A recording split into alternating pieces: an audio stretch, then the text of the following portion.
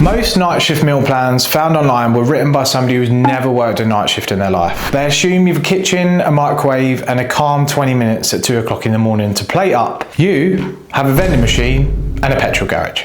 So forget the fantasy. Today I'm going to walk you through what I would genuinely eat to lose fat on nights, meal by meal, with food that survives a petrol station and a knackered brain at 4 a.m. But who am I to say anything? Well, I'm Josh, a former police officer, now turned online fitness coach, and I've helped over 300 people in the last 2 years drop body fat, feel amazing, and get their confidence back without food restriction, without hours on the treadmill, and I've completely changed the game. I went through my own transformation from 107 kilos down to 82 while still working shifts. So, before we touch the food, there are two principles, because the menu only works because of these. 1. This only loses you fat because it hits a calorie target and a protein target. Protein, roughly 1.6 to 2.2 grams per kilo of body weight. 2. Nothing is banned. The second you ban Greggs is the second you binge on it your day off. So no banned foods, just some structure.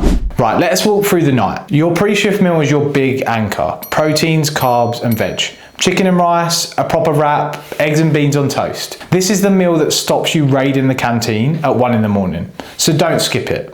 Early in the shift, keep it simple. Water and sensible caffeine. And a quick warning on the caffeine, it hangs around in your system for hours. So a coffee at 4 in the morning is still going to keep you buzzing through when you were trying to sleep at 8 o'clock. Cut it off earlier than you think you need to, probably about 2 a.m. Then comes the 3 a.m. danger zone, and this is where most diets go to die. So have a planned protein-led option ready and waiting. A high protein yogurt, a protein shake, a chicken wrap, some jerky, a couple of boiled eggs. Lighter, but not a feast. And then when you finish post-shift, have a small protein-led meal if you are genuinely hungry. But don't eat a massive meal just because you happen to be awake. You're about to sleep, not start your day. Now the real world bit. What can you actually grab when you are nowhere near a kitchen? Because I've seen it time and time again. Protein you can get almost anywhere. Meat snacks, protein bars, just check the calories because some of them are basically a chocolate bar in a gym vest. Milk, Greek yogurt drinks, pre-cooked chicken. The trick is having the decisions made before you're tired, because tired, you make shocking choices. Prepared, you do not have to decide at all. And yes, you will end up at McDonald's or the vending machine. That is totally fine, but protein first. Pick the option with the most protein for the calories and move on. Guilt is not a macronutrient. Here is how I would make this effortless. Build yourself a short menu. 3 or 4 pre-shift meals and then 3 or 4 mid-shift options that you actually like, and just rotate them. Decision fatigue is your enemy on nights, so take the decisions away from yourself.